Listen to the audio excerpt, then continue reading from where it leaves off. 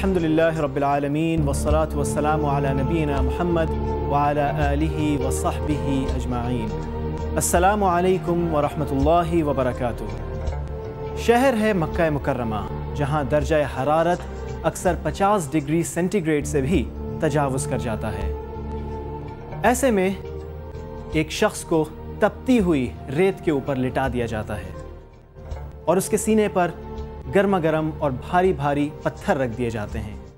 उससे एक मुतालबा किया जाता है, लेकिन वो शख्स ऐसा है कि बाज ही नहीं आता। बार बार एक बात दोहराया जाता है, कहता है सिर्फ एक अल्लाह, सिर्फ एक अल्लाह। इसके मुकाबले में एक और सिनारियो पे ज़रा नज़र डालें। बहुत से ऐसे लोग हैं जो इसी कलिमे की मुखालफत में अपनी ज़िंदगी और सल्तनत से हाथ धो बैठते हैं। आखिर क्या वजह है? आखिर इस कलिमा में ऐसी क्या बात है कि दो शदीद और मुख्तलिफ़ किस्म के रद्द अमल देखने में आते हैं? इसी पर आज इंशाअल्लाह बात करेंगे।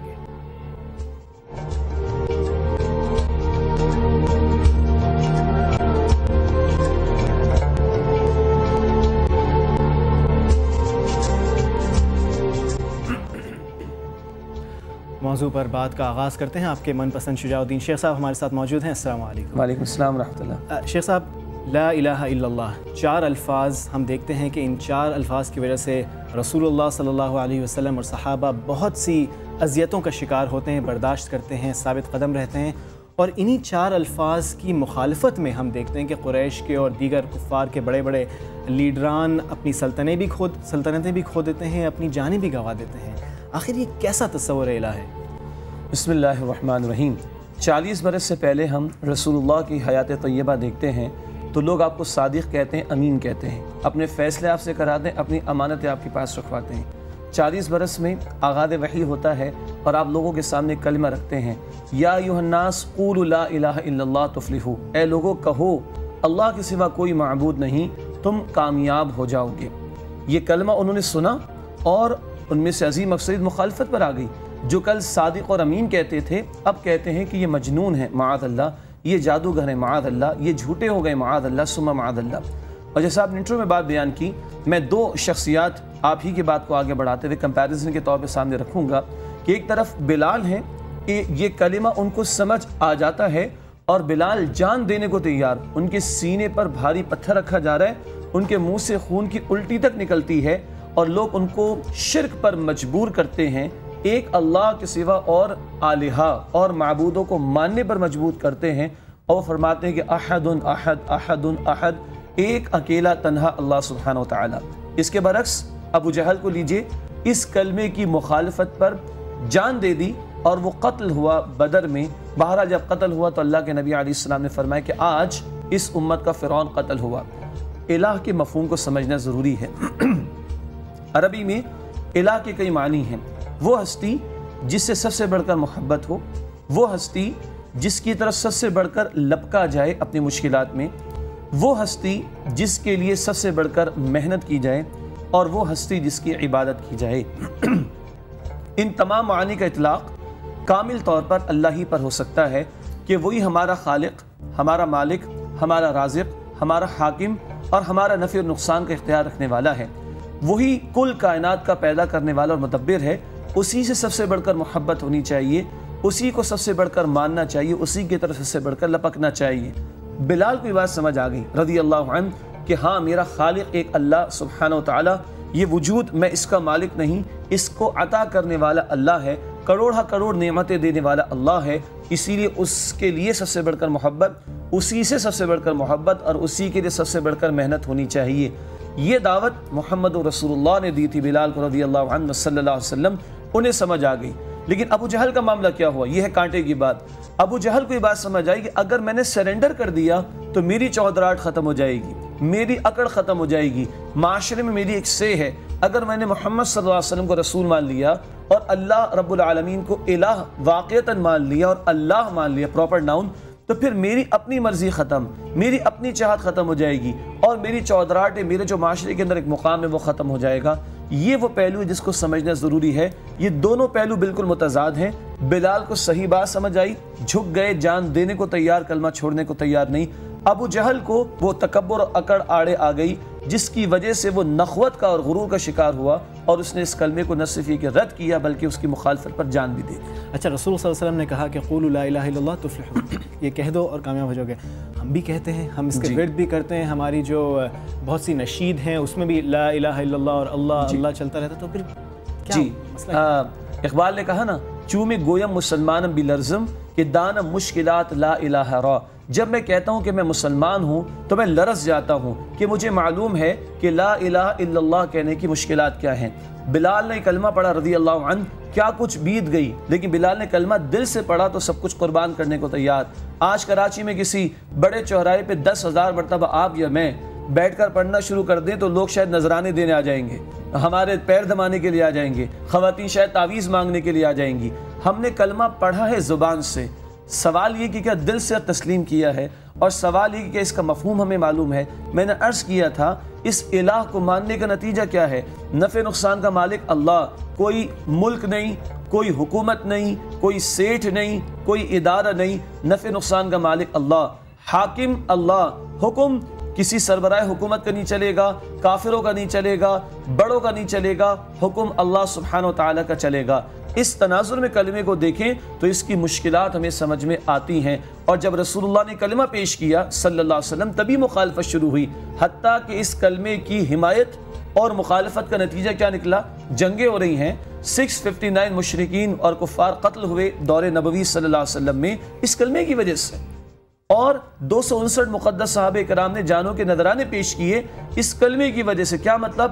حق والے کہتے ہیں کہ کلمہ اللہ کا سربلند ہوگا، زمین اللہ کی ہے، اس پر حکم اللہ کا نافذ ہوگا۔ باطل پرست اپنے قانون، اپنے نظام کی بات کرتے ہیں، جیسے بش نے بھی کبھی کہا تھا کہ آور سسٹم وڈ پریویل، اللہ کہتا ہے مائی سسٹم وڈ پریویل۔ کبھی بش نے ہمیں فون کیا مشرف کو کہ آر یو ود می اور اگینسٹ می، اللہ بھی کہتا ہے آر یو ود می اور اگینسٹ می۔ جب ہم اللہ کے ساتھ ہوں گے تو دنیا مخالفت پر آئے گی، لیکن جب واقعتاً اللہ کے ساتھ سنسیئر ہوں گے تو اللہ کی مدد ہمارے شامل حال ہوگی، پھر باطل کا مقابلہ کرنا آسان ہوگا، جیسے 1400 برس پہلے اللہ کی مدد آتی ہوئی نظر آتی ہے۔ اچھا، ایک طرف ہم قرآن میں دیکھتے ہیں کہ جس نے ایک شخص کا قتل کیا اس نے پوری انسانیت کا قتل کیا، یہ آتا ہے، لیکن پھر ابھی آپ نے بھی ذکر کیا اور ہم دیکھتے ہیں کہ رسول اللہ صلی اللہ علیہ وسلم اور صحابہ رضی اللہ عنہم جو ہمارے لیے ایک مثال ہیں، ظاہر ہمیں فخر ہے ہر چیز اس پر جو انہوں نے کی، لیکن ہم دیکھتے ہیں کہ بہت سی جنگیں، یرموک کی مثال لے لیں، کوئی 4000 کے قریب صحابہ اس میں شہید ہوئے، صحابہ اور تابعین، اور تقریباً 50,000 سے زائد کفار بھی اس میں مارے گئے۔ تو کیا یہ لا الہ الا اللہ اتنا وزنی ہے کہ انسانیت کے قتل سے زیادہ بھی اس پر حاوی ہو جاتا ہے؟ بہت اہم سوال ہے۔ پہلے تو اس آیت کی وضاحت ہو جائے۔ سورۃ المائدہ آیت 32، جس نے ایک انسان کو قتل کیا اس نے ساری انسانیت کو قتل کیا، اور جس نے ایک جان کو بچایا اس نے ساری انسانیت کو بچایا۔ ایک مسلمان کی حیثیت میں ہم ان تمام معصومانہ قتل، مظلومانہ قتل، چاہے وہ مسلمانوں کے ممالک میں ہو یا غیر مسلموں کے ممالک میں ہو، ہم اسے کنڈیم کرتے ہیں۔ مظلومانہ قتل کرنے والا قاتل اگر مسلمان بھی ہے ہم اسے کنڈیم کریں گے، اور عراق اور افغانستان میں امریکیوں نے درندگی کا مظاہرہ پیش کیا تو ہم اس کو بھی کنڈیم کریں گے۔ ہیونگ سیڈ دس، جو آپ نے فرمایا وہ قرآن بھی کہتا ہے کہ ہاں یہ قتل بہت بری شے ہے، اور ایک انسان کی جان کتنی قیمتی ہے، مگر قرآن کہتا ہے وَالْفِتْنَةُ أَشَدُّ مِنَ الْقَتْلِ، فتنہ قتل سے زیادہ شدید تر ہے۔ مجھے بتائیے فرعون بھی غرق ہوا کہ نہیں؟ اللہ نے مارا نا اس کو، لیکن ایک فرعون کے مرنے کے نتیجے میں انسانیت کو سکون ملا ہوگا کہ نہیں؟ تو بڑے مقصد کے لیے چھوٹے نقصان کو برداشت کیا جا سکتا ہے۔ قرآن کہتا ہے وَقَاتِلُوهُمْ حَتَّى لَا تَكُونَ فِتْنَةٌ، قتال کی اجازت کیوں ہے؟ البقرہ 193، الانفال آیت 39۔ قتال کی اجازت اس لیے کہ فتنہ ختم ہو۔ فتنہ ان حالات کو بھی کہا جاتا ہے جب انسان بندوں پر خدا بن کر بیٹھنا چاہے، معاذ اللہ، انسان کے قانون کو انسان اللہ کے قانون کے مقابلے میں نافذ کرے، جس کے نتیجے میں انسانیت سسکتی اور پستی ہے۔ اس سسکنے والے لوگوں، پسنے والے لوگوں اور مظلوموں کو اگر نجات دلانے کے لیے چند لوگوں کی گردنیں اڑانا پڑے تو ہمارا دین اس کا حکم دیتا ہے۔ کیوں؟ بقیہ انسانیت کی فلاح ان چند ظالموں اور جابروں کی جان کے مقابلے میں زیادہ قیمتی اور بڑا مقصد ہے۔ اچھا، عموماً ہم یہ دیکھتے ہیں کہ ہم خدا کے بارے میں بچپن سے اردو کی پہلی کتاب سے پڑھتے آ رہے ہیں کہ اللہ ایک ہے اور اس طرح کی بات۔ ہم عموماً ایک ہماری ٹینڈنسی ہے کہ جو چیز ہم سمجھتے ہیں کہ اچھی ہے ہم اس کو خدا سے یا بعض اوقات کسی اور سے ایٹریبیوٹ کریں گے اور سمجھیں گے کہ ایسا ہے. مثال کے طور پہ ایک دفعہ اکثر ایسا ہوا ہے, بعض لوگ کہتے ہیں کہ جب بات ہو رہی ہو کہ اللہ گاڈ ڈز ناٹ کرس, اللہ لعن طعن نہیں کرتا, تو میں نے کہا لعنت اللہ علی الکاذبین اور 2-3 اور آیات جو ہے وہ کا ذکر کر دیا. تو آخر یہ تصور ہے کیا؟ خدا کا آپ نے کہا کہ حاکمیت اور دیگر معاملات, لیکن تھوڑا سا اس پہ روشنی مزید ڈالیں کہ ہمیں کیا چیز سمجھنے کی ضرورت ہے ابھی اور خدا کے بارے میں. دیکھیے, سب سے پہلی بات یہ کہ ہم اللہ کے بندے ہیں اور اللہ ہمارا معبود ہے. اصل یہ رشتہ ہے ہمارا اور اللہ رب العالمین کا, اور اس نے ہمیں اپنی عبادت کے لیے پیدا فرمایا ہے. پہلی بات, عبادت سے مراد ریچولز؟ نو, عبادت سے مراد 24 گھنٹے کی بندگی. کبھی یہ نہیں کہہ سکتے کہ اللہ جمعے کے 2 دن معبود ہے, 2 گھنٹے معبود ہے اور 22 گھنٹے نہیں. یہ نہیں کہا جا سکتا کہ رمضان میں اللہ معبود ہے بقیہ میں نہیں کہا جا سکتا. یہ ڈویژن نہیں کی جا سکتی. اسی طرح یہ نہیں ہو سکتے ہم پارٹ ٹائم عبادت گزار ہو جائیں, جیسے ہم نے ڈسکشن کیا ایک پروگرام میں پارٹ ٹائم مسلمس کے حوالے سے. نہیں, اللہ 24 گھنٹے معبود ہے, ہم 24 گھنٹے اس کے بندے ہیں, اور یہ عبادت اور بندگی کا تقاضا بھی 24 گھنٹے کا ہے. اس پروگرام میں نے ذکر کیا تھا, ماں باپ کی خدمت بھی کرتا ہوں, اللہ کا حکم سمجھ کے عبادت ہے. بیوی بچوں کی کفالت بھی کرتا ہوں, اللہ کا حکم سمجھ کے عبادت ہے. رزق حلال بھی کماتا ہوں, اللہ کا حکم سمجھ کے عبادت ہے. بندوں کی حاجات کو پورا کرتا ہوں, سوشل ویلفیئر کا کام کرتا ہوں, اللہ کی رضا کے لیے, یہ بھی عبادت ہوگا, 24 گھنٹے کی عبادت. تو پہلی بات یہ جاننا ضروری کہ ہم اس کے بندے ہیں اور وہ ہمارا معبود ہے, اور ہم سے اس کا مطالبہ عبادت کا یہ کنیکشن ہے. اور اس نے اپنا تعارف جو کرایا, سبحان اللہ, سورۃ الفاتحہ پڑھیں, الحمدللہ رب العالمین. وہ اپنا تعارف کراتا ہے رب کے طور پر. رب وہ جو ابتدا سے لے کے انتہا تک ایک ایک حاجت کو پورا کرنے والا ہو.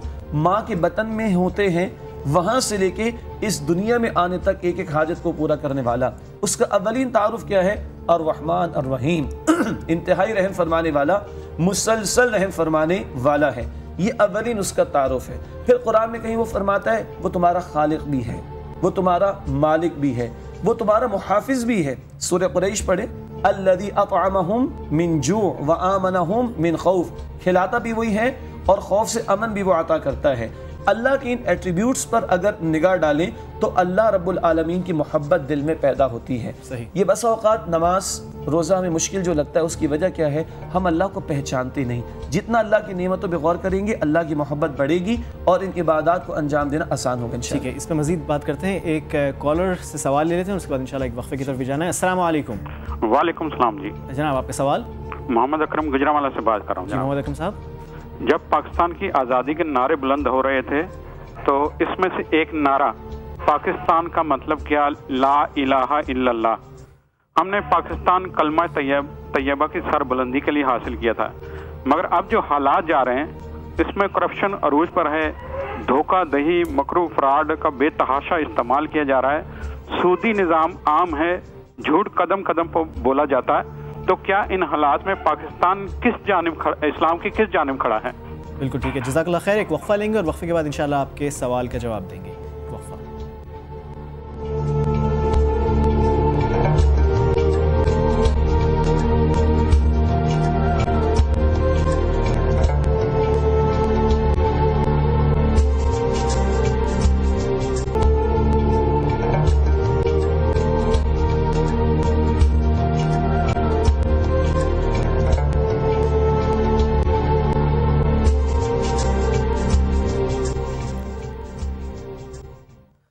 وقفے کے بعد آپ کو خوش آمدید کہیں گے. ہم بات کر رہے ہیں تصور الہ پر. کیا وجہ ہے, یہ کیسا کانسیپٹ ہے کہ بعض لوگ اس کی خاطر جان دے دیتے ہیں اور بعض لوگ اس کی مخالفت میں جان دے دیتے ہیں. وقفے سے پہلے گجرانوالہ سے محمد اکرم صاحب نے ایک اچھا سوال کیا تھا کہ پاکستان جب بنا تھا تو ایک نعرہ لگا تھا لا الہ الا اللہ, لیکن اب صورتحال جو ہے وہ شاید لا الہ الا اللہ محمد رسول والی تو نظر نہیں آ رہی. جی, ہم کس طرف جا رہے ہیں؟ 2 پہلو ہیں. ایک تو کچھ لوگ اب یہ بحث کرتے ہیں کہ یہ لا الہ الا اللہ کے نام پر بنا ہی نہیں تھا. اس کا جواب میں نے کسی اور پروگرام میں دیا تھا کہ میرے بچے بھی اسکول جاتے ہیں تو آج بھی وہ یہی پڑھ کر آتے ہیں اسکول سے. تو اس قوم کے سپوتوں کو, مستقبل کے معماروں کو الحمدللہ آج بھی یہ درس یاد ہے, یاد کرایا جا رہا ہے. کریکولم تبدیل کرنا بھول گئے وہ. اور یہ بہت بڑا تماچا ہے ان سیکولر مائنڈڈ لوگوں کے چہرے پر کہ جو یہ بحث کرتے ہیں کہ پاکستان اس کلمے کی بنیاد پر نہیں بنا. باقی محمد اکرم صاحب نے اپنے جذبات کا اظہار کیا, جو یقیناً ہر درد مند مسلمان پاکستانی کے جذبات ہوں گے کہ جس مقصد کے لیے ہم نے یہ ملک حاصل کیا تھا اس مقصد سے تو ہم بہت دور ہو چکے ہیں. اور گزشتہ جو ہمارے 2 دن پہلے پروگرام تھا جو ہم اتحاد کی بات کر رہے تھے وہاں میں نے یہ ذکر کیا تھا کہ اس ملک کے قیام کی بنیاد ہے کلمہ، اور اس ملک کے استحکام کی بھی واحد بنیاد کلمہ ہی بن سکتا ہے، ورنہ اس ملک کے رہنے کا کوئی جواز نہیں ہے۔ خیر، ہمیں مرثیہ کہنے والوں میں کم شامل ہونا چاہیے اور حل تلاش کرنے والوں میں زیادہ شامل ہونا چاہیے۔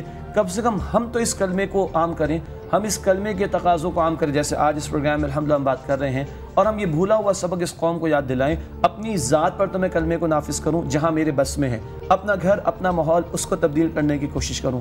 پھر ایک اجتماعی جد و جہد برپا کی جائے کہ ایک جد و جہد ہمارے آباء و اجداد نے کی تھی پاکستان کے حصول کے لیے، آج ایک جد و جہد کی ضرورت ہے اس پاکستان کے تحفظ کے لیے۔ اس وقت بھی کلمے کی بنیاد پر جان دی گئی تھی، آج بھی کلمے کی بنیاد پر قربانیاں دینے کی ضرورت ہے، تو اللہ کی مدد شامل حال ہو سکتی، اس کے علاوہ کوئی وے آؤٹ نظر نہیں آتا۔ ٹھیک ہے، اور بھی بہت سے کانسیپٹس ہیں جن پہ بات کرنی ہے، ایک کال لے لیتے ہیں، اس کے بعد انشاءاللہ اس سے بات کریں گے۔ السلام علیکم۔ ہاں جی، السلام علیکم۔ وعلیکم السلام۔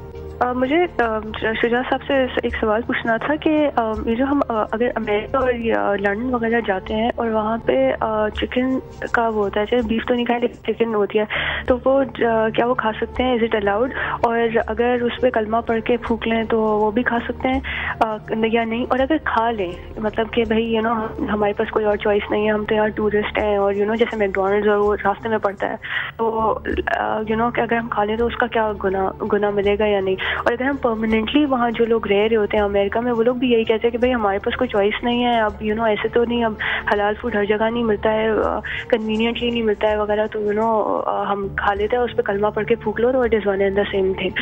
اور سیکنڈلی یہ کہ ان کا شجاع صاحب کا کوئی ای میل ایڈریس یا کوئی خود ان کا پرسنل موبائل نمبر مل سکتا ہے جس سے ان سے رابطہ کیا جا سکے فار ادر پرپز، لائک اگر ایسے ان سے سوال پوچھنا ہو؟ جہاں تک آپ کے دوسرا سوال ہے اس میں آپ کہہ دوں کہ آپ فیس بک کے تھرو ہمیں ایک پرائیویٹ میسیج کر دیں، شجاع صاحب کی پرمیشن سے ہم آپ کو انشاءاللہ ان ٹچ ان سے کروا دیں گے۔ ان کا جو پہلا سوال تھا، جی پہلا سوال یہ تھا کہ یہ جو یورپ اور دیگر ممالک میں ہم جاتے ہیں تو وہاں حلال فوڈ کے مسائل آتے ہیں۔ ویسے تو الحمدللہ بہت سارے علاقوں میں اس طرح کے آؤٹلیٹس بھی ہیں اور مسلم آرگنائزیشنز بھی ہیں، ہمیں نمبر 1 رابطہ کرنا چاہیے۔ ہم ایسے مسلمانوں کو بھی جاتے ہیں کہ جو بڑی لمبی ٹریولنگ کر کے جاتے ہیں اور حلال فوڈ لے کر آتے ہیں اور 1 2 3 4 ہفتے کے لیے لے کر آ جاتے ہیں اس طریقے پر۔ تو اول بات یہ ہے کہ ذبیحے پر اللہ کا نام لینا ضروری ہے، اور شعوری طور پر اللہ کا نام لے کر اس جانور کو ذبح کیا جائے، تبھی ہم کھا سکتے ہیں۔ نمبر 2 یہ کہ اہل کتاب کا ذبیحہ ایک جائز ہونا الگ شے ہے، لیکن علماء کا خیال ہے کہ اس وقت جو اہل کتاب ہیں وہ اپنے اصل عقائد و کتاب پر بھی نہیں، اس لیے مسلمان کے ہاتھ کا ذبیحہ ہمیں استعمال کرنا چاہیے۔ نمبر 3 جو ماضی میں ہو چکا اس پر اللہ تعالیٰ سے توبہ استغفار کریں، آئندہ کے اعتبار سے احتیاط کریں، اور where there is a will there is a way، اللہ تعالیٰ راستہ پیدا کرے گا۔ ہم اپنے وہاں کے مسلمان ساتھیوں سے، آرگنائزیشن سے رابطہ کریں گے تو حلال فوڈ کی فراہمی اب الحمدللہ آسان ہے، ہم اس سے استفادہ کر سکیں گے۔ ٹھیک ہے، واپس آتے ہیں تصور الہ کی طرف۔ کافی عرصے سے، پچھلے کئی سالوں سے ایک کانسیپٹ کو بہت فروغ دیا جا رہا ہے، یونٹی آف ریلیجن۔ کہا جاتا ہے کہ سب خدا کو ماننے والے ایک ساتھ ایک ہی پلیٹ فارم پہ جمع ہو جائیں۔ کیا اس تصور میں کوئی مسئلہ ہے؟ کوئی مسئلہ نہیں، بہت بڑا مسئلہ ہے، اور اس کو اردو میں ہمارے وحدت ادیان کا تصور کہتے ہیں کہ سارے ادیان یا مذاہب عالم کو ملا کر ایک بنا دیا جائے۔ ایون میں جب کراچی کی یونیورسٹیز میں پڑھانے کے لیے جاتا ہوں، اللہ ہمیں معاف رکھے، تو ایسے کیسز ہمارے سامنے آئے کہ اسلامیات پڑھانے والے اور اسلامیات پڑھانے والیاں پروفیشنل انسٹیٹیوشنز میں وہ اسٹوڈنٹس کو اسائنمنٹ دیتے ہیں کہ تمام مذاہب کی جو کامن فیچرز ہیں وہ جمع کر کے لے آؤ، نیٹ سے نکالنا، ڈاؤن لوڈ کرنا کوئی مسئلہ نہیں، ان سب کو ملا لو، ایک یونیورسلی ایکسیپٹیبل ریلیجن بن جائے گا۔ یہ اب مملکت خدا داد پاکستان میں ہمارے نوجوانوں کو سکھایا جا رہا ہے۔ جہاں تک آپ کے سوال کا تعلق ہے کہ یونٹی آف ریلیجن کا معاملے میں کوئی حرج تو نہیں ہے، بہت بڑا حرج ہے۔ یہی وہ حرکت تھی جو اکبر نے شروع کی تھی، اس نے کہا کہ کوئی رام کہتا ہے، کوئی رحمان کہتا ہے، کوئی خدا کہتا ہے، مسئلہ کدھر ہے؟ کوئی موسیٰ کو مانتا ہے، محمد صلی اللہ علیہ وسلم کو نہیں مانتا، کوئی عیسیٰ کو مانتا ہے، محمد صلی اللہ علیہ وسلم کو نہیں مانتا، رسالت کا ہی مسئلہ ہے نا، اس کو ہٹا دو۔ باقی سب خدا کو مانتے ہیں، کوئی رام کا ہے، کوئی گاڈ کا ہے، کوئی رحمان کا، فرق کیا پڑتا ہے؟ سب کو ملا کر ایک دین الہی اس نے سو کالڈ بنانے کی کوشش کی۔ اس کا جواب بہت کلیئر ہے قرآن حکیم میں، سورہ البقرہ آیت نمبر 8، اللہ تعالیٰ فرماتے ہیں وَمِنَ النَّاسِ مَن يَقُولُ آمَنَّا بِاللَّهِ وَبِالْيَوْمِ الْآخِرِ وَمَا هُم بِمُؤْمِنِينَ۔ لوگوں میں سے کچھ لوگ ہیں جو کہتے ہیں ہم اللہ کو مانتے ہیں اور آخرت کے دن کو مانتے ہیں، اللہ فرما رہے وہ ایمان والے نہیں۔ کیا چیز مسنگ ہے؟ رسالت پر ایمان مسنگ ہے۔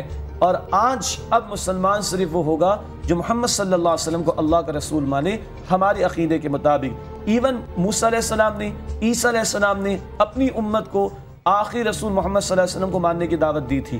ڈیوٹرانومی کتاب استثنا اس کا 18واں چیپٹر، اس کی 18ویں آیت، موسیٰ علیہ السلام کو اللہ نے بتایا کہ تمہاری طرح ایک رسول مبعوث کروں گا اور اس کے منہ میں اپنا کلام ڈالوں گا۔ موسیٰ علیہ السلام نے اپنی قوم سے کہا کہ ان کی بات ماننا اگر تمہارے سامنے آ جائے محمد صلی اللہ علیہ وسلم۔ گوسپل آف برناباس پڑھیں، گوسپل آف برناباس چیپٹر 17، چیپٹر 23، 43، کئی چیپٹرز ہیں۔ عیسیٰ علیہ السلام فرماتے ہیں He would be the mercy for all the world۔ جب وہ آئیں گے محمد صلی اللہ علیہ وسلم، وہ تمام انسانیت کے لیے رحمت ہوں گے۔ حاصل کلام اب مسلمان صرف وہ ہوگا جو محمد صلی اللہ علیہ وسلم پر ایمان لائے۔ یہ جو پک اینڈ چوز والا تصور ہے اور یونٹی آف ریلیجن والا کانسیپٹ ہے، یہ کفریہ بات ہے، یہ خلاف اسلام بات ہے۔ اب اسلام وہ ہے جو قرآن اور سنت کی روشنی میں ہم تک پہنچا، اور اب مسلمان وہ ہے جو محمد صلی اللہ علیہ وسلم کو اللہ سبحانہ وتعالیٰ کا آخری رسول مانے۔ ٹھیک ہے، اس پر ایک اور سوال اٹھتا ہے لیکن اس کو انشاءاللہ اٹھائیں گے ایک وقفے کے بعد۔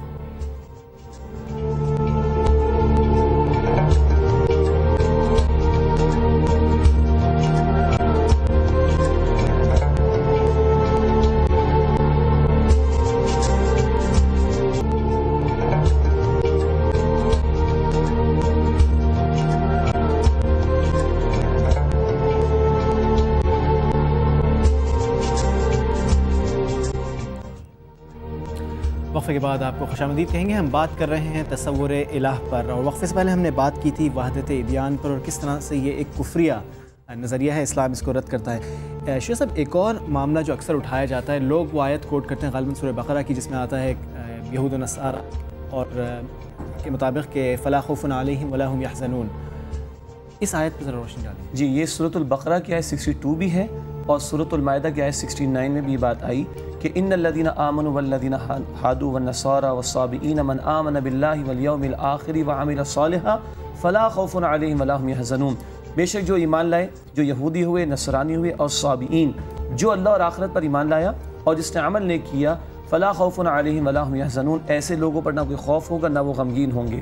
بات یہ ہے کہ قرآن ایک پورا پیکج ہے نا، لوگ اپنی مرضی اور اپنی خواہش کے مطابق ایک آیت کو لیتے ہیں اور اس کے مطابق کوئی پوری رائے بناتے ہیں اور ایک حتمی ورڈکٹ نکال لیتے ہیں اس سے، جو کہ غلط ہے۔ اسی قرآن سے میں نے آپ کو بھی وقفے سے پہلے آیت سنائی، البقرہ آیت نمبر 8، اللہ اور آخرت کو ماننے کا دعویٰ ہے، قرآن کہتے ہیں ان کا ایمان ہی نہیں، کیوں؟ رسالت مسنگ ہے۔ تو اصولی بات یہ ہے کہ ہر دور میں، اس دور میں جو نبی تھے ان پر جو ایمان لایا وہ مسلمان ہے، چاہے وہ نوح علیہ السلام کو ماننے والا ہے، وہ لوط علیہ السلام کو ماننے والا اگر ان کی بیٹیاں ہیں مثال، یا کوئی شعیب علیہ السلام کو ماننے والا، یا موسیٰ علیہ السلام کو ماننے والا، عیسیٰ علیہ السلام کو ماننے والا، یہ ہر دور سے متعلق بات ہے۔ ہر دور میں جو اپنے وقت کے رسول پر ایمان لایا اور جس نے نیک عمل کیا وہ انشاءاللہ کامیاب ہوگا، مگر آج اب وہی مسلمان ہوگا جو محمد صلی اللہ علیہ وسلم پر ایمان لائے گا اور اللہ اور آخرت کو مانے گا اور آخرت کے ماننے کے ساتھ آخرت کی تیاری کرے گا، اس کے لیے کامیابی ہے۔ اگر اس تناظر میں دیکھیں تو بہت کلیئر ہے، لیکن بات وہی ہے کہ خود بدلتے نہیں، قرآن کو بدل دیتے ہیں۔ ہوئے کس درجے فقیہان حرم بے توفیق، وہ جو ہے نا کہ یہود و نصارہ کے ساتھ ملا کر رکھنا، تو ان کے لیے بڑا سافٹ امیج یا سافٹ کارنر ہمارے اندر پیدا ہو جاتا ہے، اور ہم چاہتے ہیں کہ ان کے لیے بھی نجات کے فیصلے کر لیں۔ ہماری اپنی نجات کا ہمیں پتہ نہیں، ہم دوسروں کی نجات کے فیصلے کرنے بیٹھ جاتے ہیں۔ ٹھیک ہے، کالر ہمارے ساتھ موجود ہیں۔ السلام علیکم۔ وعلیکم السلام۔ حسن بھائی کیا حال ہے؟ اللہ کا شکر جناب، آپ سنائیے۔ مقصود ہمدانی جوال تو کو جی جناب، سوال کیجیے۔ کوشچن یہ ہے کہ ہندو سکھ بت مت جو ہے ان میں توحید کا تصور جو ہے وہ موجود ہے، اور بھگوان کی صورت میں مختلف ناموں سے، تو کیا تصور رسالت کے بغیر جو ہے ان کا یہ تصور ایمان کہلا سکتے ہیں ہم لوگ؟ ٹھیک ہے، اور بالکل ابھی اس سوال کا جواب دیا تھا، لیکن مختصراً آپ کے لیے دوبارہ سے اس کا جواب دے دیں گے۔ جی، بدھ مت کے ماننے والے، بدھا کے ماننے والے، اسی طرح سکھ اور اسی طرح ہندو، ان میں خدا کا تصور تو موجود ہے لیکن ڈسٹارٹڈ ہے۔ بہت سارے چھوٹے چھوٹے خداؤں کو، بلکہ 33 کروڑ خداؤں کو ماننے کا تصور ہندو میں ہے۔ پھر خداوند خدا سب سے بڑا، جس کو بھگوان کہا جاتا ہے، ایشور کہا جاتا ہے، اس کو ماننے کا بھی تصور ہے۔ اصل میں ان سب کے متعلق جان لیجئے، دین شروع سے ایک ہی رہا جو اللہ نے آدم علیہ السلام سے نبی کریم صلی اللہ علیہ وسلم کو عطا فرمایا، پھر ڈسٹورشن ہوتی چلی گئی، پھر لوگ پیغمبروں کی تعلیمات سے دور ہوتے چلے گئے، حتیٰ کہ کتابوں میں بھی تبدیلی کر دی گئی۔ اگر ہندو مت کی کتابیں بھی پڑھیں ان میں بھی توحید کا تصور ملتا ہے، لیکن اب اس میں بگاڑ کے ساتھ جو چیزیں موجود ہیں وہ اسلام کے نزدیک قابل قبول نہیں ہیں۔ اسی لیے دوبارہ میں کہوں گا کہ رسالت مآب صلی اللہ علیہ وسلم کو ماننے سے کم تر پر اب کوئی مسلمان نہیں ہو سکتا، اور کال کی اوتار کا تصور جو ہندو مت کی کتابوں میں موجود ہے وہ رسالت مآب صلی اللہ علیہ وسلم سے متعلق ہی ہے. اور آج الحمدللہ ہندوستان میں ہمارے کچھ مسلمان بھائی جو کام کر رہے ہیں, چاہے وہ ڈاکٹر ذاکر نائک اس طرح کے لوگ ہوں, وہ ان کو انہی کے اسکرپچر سے دعوت دیتے ہیں اور جو حق کے متلاشی ہیں وہ قبول کر کے رسالت مآب صلی اللہ علیہ وسلم کو تسلیم کرتے ہیں. ٹھیک ہے. اکثر جب کسی کو کوئی نصیحت کی جائے تو اس طرح کے اسٹیٹمنٹ سننے کو ملتے ہیں کہ it's between me and God, یا religion is between a person and God. تو ان باتوں کو ایک طرف رکھتے ہوئے جب ہم تصور الہ کی بات کریں تو کیا اصل میں یہ ویسٹرنائز ہمارے تصورات ہیں. میں خیال میں 100 برس پہلے ایشوز نہیں تھے اتنے جتنے آج زیادہ ہیں. اس سے کہ ہم نے انگلش ڈکشنریز پڑھ لی, ہم نے کرسچینٹی کو زیادہ پڑھ لیا, غالباً ویسٹرنائز ہم شاید زیادہ ہوتے چلے گئے, تو وہاں سے ایک جملہ امپورٹ ہو کر آ گیا, religion is your private affair. Religion should be separated from state affairs. Government should be of the people, for the people and by the people. There should not be any divine intervention in the affairs of the state. یہ سارا westernised تصور ہے جو آج ہماری غلامانہ ذہنیت نے قبول کر لیا ہے معاذ اللہ. دین ہے, it's a complete code of life. Quran کہتا ہے ادخلوا فی السلم کافہ, البقرہ 208, اسلام میں پورے کے پورے داخل ہو جاؤ. یہ اسلام آپ کی عبادات اور معاملات میں بھی آئے گا, یہ اسلام آپ کی میری خوشی غمی میں بھی آئے گا, یہ اسلام آپ کی میری مسجد اور مدرسے اور اسکول میں بھی آئے گا, اور یہ اسلام ہماری معاشرت میں, معیشت میں, سیاست میں, عدالت میں, نظام حکومت میں بھی آئے گا. جیسے تھوڑی دیر پہلے کہا گیا اللہ معبود ہے 24 گھنٹے کے لیے, اس کی بندگی 24 گھنٹے مطلوب ہے. There can not be separation کہ یہاں اللہ کی مانیں گے, یہاں اللہ کی نہیں مانیں گے. تو it's between me and God, this is not the case. It's a religion is a private affair, this is not the case. یہ کرسچنس کے لیے ہو سکتا ہے کیونکہ وہاں ریلیجن کی ڈیفینیشن کیا ہے, a set of instructions dealing with the individual life only. ان کے لیے ہو سکتا ہے, ہمارے لیے دین it's a complete code of life. یہ ڈویژن ہمارے دین کے نزدیک قابل قبول نہیں ہے. اچھا, اکثر جو ویسٹ تھنک ٹینکس ہیں, رینڈ کارپوریشن, نکسن سینٹر, ان کی رپورٹس آتی رہتی ہیں, انہوں نے پولیٹیکل اسلام, ملیٹنٹ اسلام اس طرح کے بنائے ہوئے ہیں. تو اس سے شاید مسلمان تھوڑے سے کنفیوز ہو گئے ہیں, اس پہ بھی تھوڑی سی وضاحت کر دیں. کنفیوز ہم تبھی ہوتے ہیں جب ہم ان کو پڑھتے ہیں, اپنی کتاب کو نہیں پڑھتے. بخدا آج ہم جتنا ویسٹرن میڈیا کو دیکھتے ہیں, اپنے سو کالڈ ویسٹرنائز میڈیا کو دیکھتے ہیں, ہم اتنا اللہ کی کتاب خدا کی قسم نہیں دیکھتے. ہم اپنا خدا کی قسم اللہ کے رسول کی احادیث کو ہم نہیں دیکھتے صلی اللہ علیہ وسلم.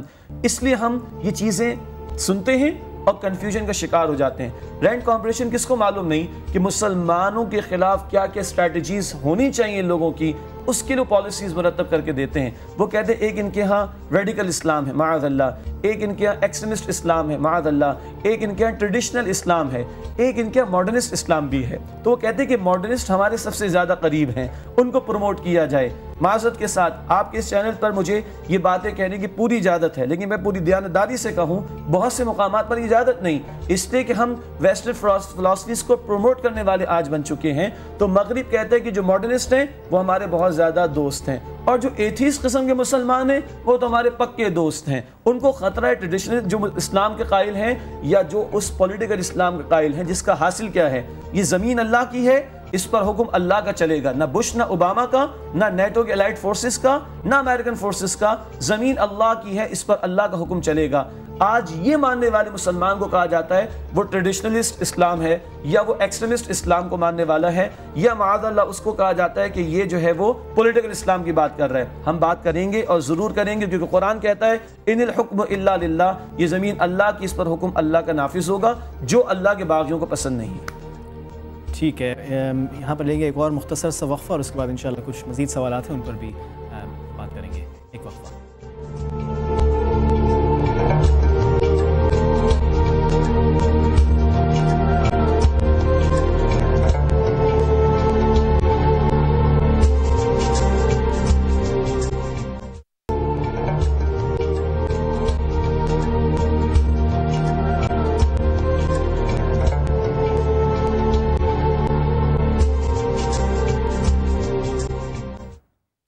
وقفے کے بعد آپ کو خوش آمدید کہیں گے. بات ہو رہی ہے تصور الہ پر. وقفے سے پہلے جب آپ اس چیز کو ایکسپلین کر رہے تھے, یہ جو religion is a private affair, اس قسم کے جو سلوگنز ہیں, تو یعنی یہ بات درست ہے کہ اس طرح کے سلوگنز اور جو سیکولرائزیشن کا عمل ہے یہ تصور الہی کے خلاف جاتا ہے؟ بالکل تصور الہ کے خلاف ہے, اور یہ ٹرمنالوجیز ویسٹ سے ہمارے پاس آئی ہیں اور 1979 کے بعد آئیں. ایرانی ریولوشن, پھر 91 گلف وار, پھر 9/11. اس پیریڈ میں اگر آپ دیکھیں یہ ٹرمنالوجیز اسی دور میں زیادہ ڈیولپ ہوئی ہیں, اور کبھی ملیٹنٹ اسلام اور کبھی ریڈیکل اسلام اور کبھی پولیٹیکل اسلام کے اس طرح کے مکروہ نعرے لگا کر اسلام اور مسلمانوں کو بدنام کرنے ہی کی کوشش کی گئی، نتھنگ ایلس، یا ڈیوائڈ کرنے کی. اچھا، بعض اوقات ایسا ہوتا ہے کہ جب ہم کسی سے بات کریں تصور الہ پر تو وہ تسلیم بھی کرنا چاہتے ہیں اس کو، لیکن پھر وہ کہتے ہیں معاشرتی دباؤ ہے، اور وہ سوچتے ہیں کہ شاید دنیا کی طرف سے ان کو مخالفت کا سامنا ہو جائے گا، CIA دیکھ رہی ہے، پتہ نہیں اس طرح کی بھی بات آتی ہے. تو کیا کیا جائے اس میں؟ اوکے، ایک اندر کا خوف تو ہوتا ہے، لیکن تھوڑی دیر پہلے جو آیت ہم نے ڈسکس کی جس کو مس کوٹ کیا جاتا ہے اسی میں ہے فلا خوف علیہم ولا ہم یحزنون.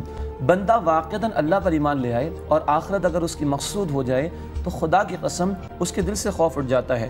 موت سے بڑا انسان کا کوئی محافظ نہیں، تو میں موت سے ڈروں گا کیوں؟